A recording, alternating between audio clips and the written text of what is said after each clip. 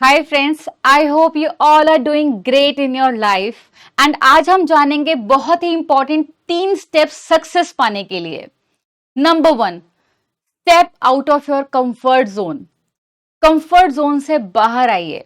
देखिए, यहां पर अगर मैं आपकी बात करती हूं तो आप प्रोफेशनल डिग्री में हैं। ये कोई ऐसी वैसी हल्की फुल्की या थोड़ी आसान सी कोई बैचलर डिग्री नहीं है। यहाँ पर बहुत हार्डवर्क चाहिए।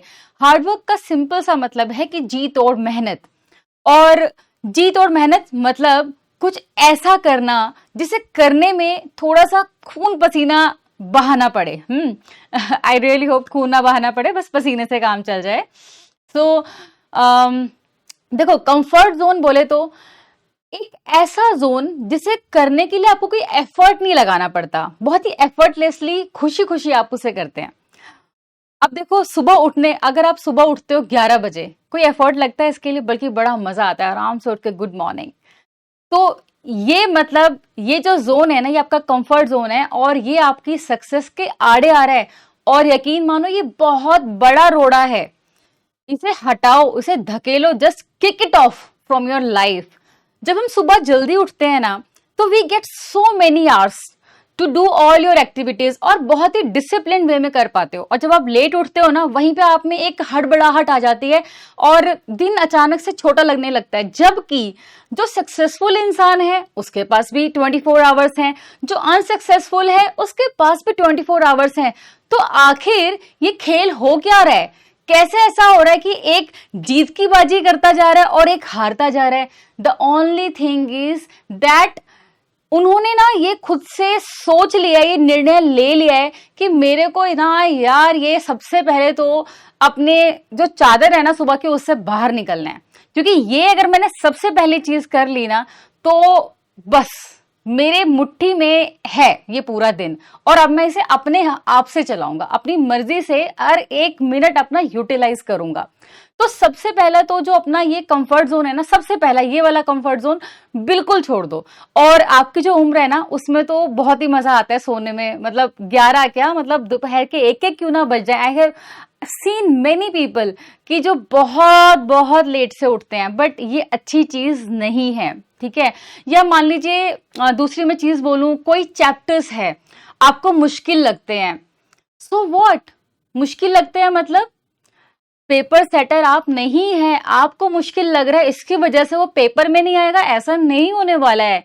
सो you are wrong here dear. अगर आप वो चैप्टर्स छोड़ रहे हैं, और काफी देखो, अगर आप कोई एक चैप्टर जस्ट छोड़ रहे हो देन दैट्स फाइन। दूसरे चैप्टर तक भी मैं कह सकती हूँ कि चलो काम चल जाएगा। लेकिन कुछ बच्चे तो 4-4, 5-5 चैप्टर छोड़ ही देते हैं।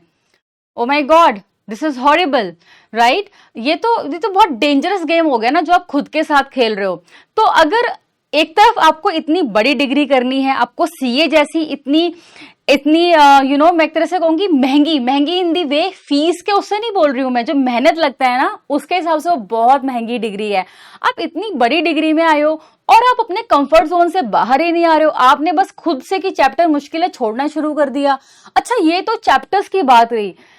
वेरी शॉकिंग टू अंडरस्टैंड, कुछ बच्चे तो सब्जेक्ट से रिस्क ले लेते हैं। माना कि देखो, कुछ का ना कोई कोई सब्जेक्ट बहुत ही दुखती रत होता है कि वहां पे वो कितना भी एफर्ट कर लें पर ज्यादा वो वहां पे कामयाब नहीं हो पाते हैं। लेकिन इट डजंट मीन कि जो आपको अच्छा लगता है आप बस वही करते रहो, क्योंकि पास तो आपको सभी में होना है, राइट? कोई ऐसा नोटिफिकेशन तो नहीं है ना एसआई की तरफ से कि भाई इस बार बस ग्रुप 1 में से यही वाले सब्जेक्ट के पेपर होने वाले हैं, बाकी नेक्स्ट टाइम होगा। नो, आपको सभी के एग्जाम में बैठना है और सभी में पास होना है।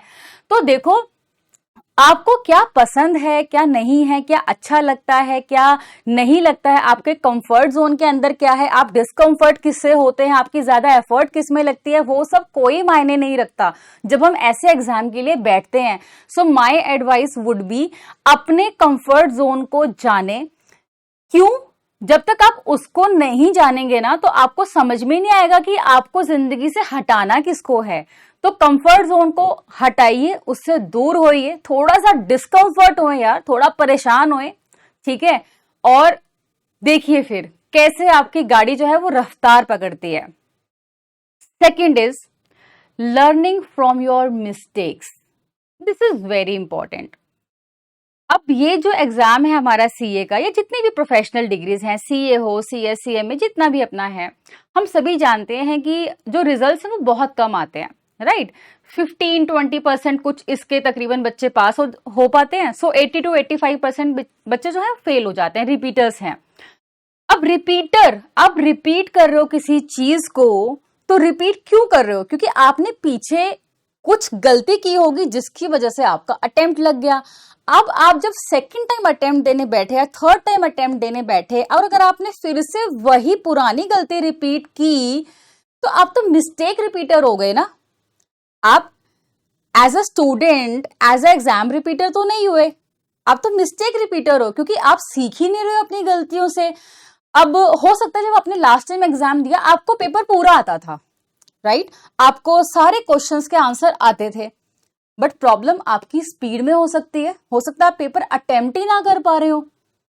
तो आपने क्या सीखा पिछले वाले से? क्या आपने इस बार रिटन प्रैक्टिस की जब आप रिपीट फिर से एग्जाम कर रहे हो? अगर नहीं की तो इस रिपीट का कोई फायदा नहीं है। या मान लीजिए आपको वहां पर ना कुछ ऐसे क्वेश्चंस थे जिनके आपको आंसर नहीं आते थे, और आप अच्छे से मेकआउट कर पा रहे हो कि ये कौन से चैप्टर्स हैं। हो सकता है आपने पूरा सिलेबस किया 100%, बट कुछ ऐसे टॉपिक्स हैं जहां पर आपको ज्यादा उलझन हो रही है। अब ये तो एग्जाम देने के बाद कई बार बच्चे को समझ में आता है कि अरे यार मेरे लिए टफ गया था। तो अगर आपने फिर से इस बार आप अटेम्प्ट देने जा रहे हो और आप फिर से उसको नहीं पढ़ रहे हो, आप फिर से छोड़ रहे हो, हल्के में ले रहे हो, then again it's a sheer wastage. देखो, मिस्टेक जैसा वर्ड एज सच में बोलूं तो एग्जिस्ट नहीं करता। Mistake is nothing, it's just an experience और लर्निंग। लेकिन अगर आप उससे लर्निंग नहीं ले रहे हो तो वो मिस्टेक बनता है। आपने जो गलतियां पिछली बार की आप इस बार भी करते हो, तो यस इट्स अ मिस्टेक। एक और चीज मैं बोलूं, जैसे मान लीजिए हो सकता है आपने पेपर भी पूरा अटेम्प्ट किया, सारी चीज कर दी, ठीक अपना हो गया, सब कुछ मैनेज हो गया। मान लीजिए प्रैक्टिकल पेपर था, लेकिन आपने वर्किंग नोट नहीं बनाए थे। It's very important to make the working notes. आपको नहीं पता एग्जामिनर के माइंड में क्या क्या चल रहा है। हो सकता है उसको ये लग रहा हो कि यार इस बंदे ने कहीं चीटिंग करके तो नहीं पेपर कर दिया, क्योंकि वर्किंग नोट ही नहीं है। ऐसा कैसे हो सकता है? आप प्रैक्टिकल का आप एग्जाम कर रहे हो, आप क्वेश्चन कर रहे हो, और आप वर्किंग नोट नहीं बनाओ। दिस इज नॉट पॉसिबल, ठीक है। ये कॉन्फिडेंस देता है एग्जामिनर को कि इस बच्चे को आता भी है और बहुत अच्छे से आता है और कहीं से टेपा नहीं है, राइट। एंड दूसरी बात, जो एग्जामिनर है ना, आप उसे ये मत सोचो कि उसको आता है, वो जीरो है और हीरो आप हो जो पेपर लिख रहा है, और जो चेक कर रहा है वो जीरो है। इन दी वे कि उसको तो सब कुछ आता है ना, वो तो आपको चेक कर रहा है। तो वर्किंग नोट बना, आपने अगर नहीं बनाया है तो आप उसके लिए जीरो हो गए, क्योंकि उसको तो वो क्वेश्चन करना नहीं आता ना, उसको तो नहीं आता। वो तो आपसे उस वक्त जो वो पेपर चेक कर रहा है वो देखेगा कि कितनी काबिलियत, कितनी ताकत है इस बच्चे में मुझे कोई चीज समझाने की। अगर टीचर आपको वर्किंग नोट ना बनवाए तो आप कैसे किसी क्वेश्चन को समझ सकते हो? नहीं समझ सकते ना, आपका एग्जामिनर भी नहीं समझ सकता।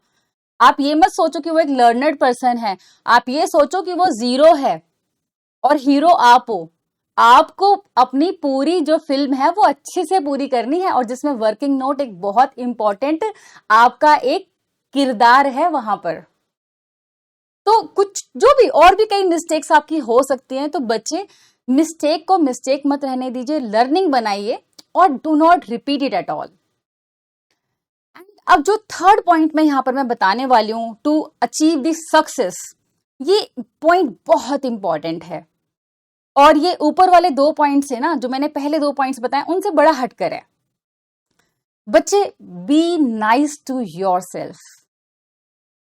अब तक जब मैंने बात की ना पिछले पॉइंट्स में, वो मैंने हार्डवर्क की बात की है, मैंने जुनून की बात की है। बट मेरी एक बात हमेशा याद रख लीजिए, गांठ मार रहा हूं इस बात को, तो कि जो जुनून है ना, वो सुकून के बिना कभी भी पूरा नहीं हो सकता। Let me elaborate this with example. मान लीजिए आप सुबह उठकर पुशअप करते हैं, उसके 5 सेट मारते हैं, ठीक है, एंड हर एक सेट में आपने 10 पुशअप हैं, और हर एक सेट के बाद आप 30 सेकेंड्स या 1 मिनट का आपने रेस्ट का टाइम अलॉट किया हुआ है। अब आप ये बताइए, 5 into 10 is equal to 50 pushup. लेकिन हमने यहाँ पे 50 पुशअप नहीं कहा, मैंने शुरू में कहा कि आप 5 सेट करते हैं, ऑफ पुशअप। वाई? और मैंने बीच में हर एक सेट के बीच में मैंने कहा कि 30 सेकेंड या 1 मिनट का आप ब्रेक देते हो, because that is the resting period. अगर आप वो रेस्ट नहीं करोगे ना तो आप 50 पुशअप एक बार में नहीं मार पाओगे। लेकिन यहीं पर अगर आप हर एक सेट में 10-10-10 पुशअप का 5 सेट का बना लेते हो आप अपना, तो आप बहुत ही आसानी से ये पॉसिबिलिटी है कि अपने 5 सेट पूरे कर लोगे। वो हो कैसे पा रहा है? Due to the break. So yes, hard work is important, जुनून जरूरी है सक्सेस पाने के लिए, लेकिन रेस्टिंग पीरियड बहुत इंपॉर्टेंट है। जब आप पढ़ रहे हो, मैंने बोला आप सुबह उठो, पढ़ो, अच्छे से पढ़ो, जम के पढ़ो, ठीक है। जो मुश्किल लग रहा है उसको भी करो, मतलब उसको भी करो, जान डाल दो अपनी। बट मैं ये भी बोल रही हूँ कि जान बचाओ भी साथ में, save your energy. But please याद रखिए, अब ये मत सोचना कि मैडम ने कहा है कि सेव योर एनर्जी, तो बस सेव ही हो रही है एनर्जी, बस रिजर्वॉयर बन गया आपके अंदर एनर्जी का। Don't do this with yourself. देखो 1-2 घंटे आपने एक सिटिंग दे दी, उसके बाद 15 मिनट्स का ऑलमोस्ट एक रेस्टिंग पीरियड चाहिए होता है, क्योंकि उससे ना आपके ब्रेन के जो मसल्स हैं वो रिलैक्स होंगे। जैसे पुशअप की बात करें, वहां पे फिजिकल आपकी एनर्जी यूज हो रही है, तो आपको फिजिकल जो है वो रेस्ट चाहिए, राइट। सेम वे जब हम मेंटल वर्क करते हैं तो हमें मेंटली भी बीच बीच में रेस्ट लगता है, तो उससे ना हम दूर तक दौड़ पाते हैं। अदरवाइज बहुत जल्दी हम थक जाएंगे और रुक जाएंगे। लेकिन नहीं, हमारी जर्नी लंबी है, हमें थकना नहीं है, तो उसके लिए हमारी सारी की सारी स्ट्रेटेजीज ठीक लगनी चाहिए, बिल्कुल ठीक तरह पर। जैसे कहते हैं ना कि सरगम में सारे गामा, पूरे सारे स्वर ठीक लगने चाहिए, तब जाके गाना खूबसूरत बनता है। तो सक्सेस का कोई ऐसे फिक्स कोई रूट नहीं है, राइट, कि बस इसको पकड़ लो और भाई गाड़ी निकल पड़ी। Nothing like that. ये तो सोचना समझना पड़ता है, और जो भी डिफरेंट, एक कहते हैं ना कुछ इंपॉर्टेंट मोटे मोटे जो स्टेप्स बना दिए, उनको सीढ़ी दर बाय सीढ़ी एक एक करके सबको पकड़ के हम रस्सी से ऊपर पहुंचते हैं। तो जिसमें सब कुछ इंपॉर्टेंट है, हार्डवर्क इंपॉर्टेंट है, learning from your experiences important है, जहां पर रेस्ट भी इंपॉर्टेंट है। So please mark my words and stay blessed guys. Thank you.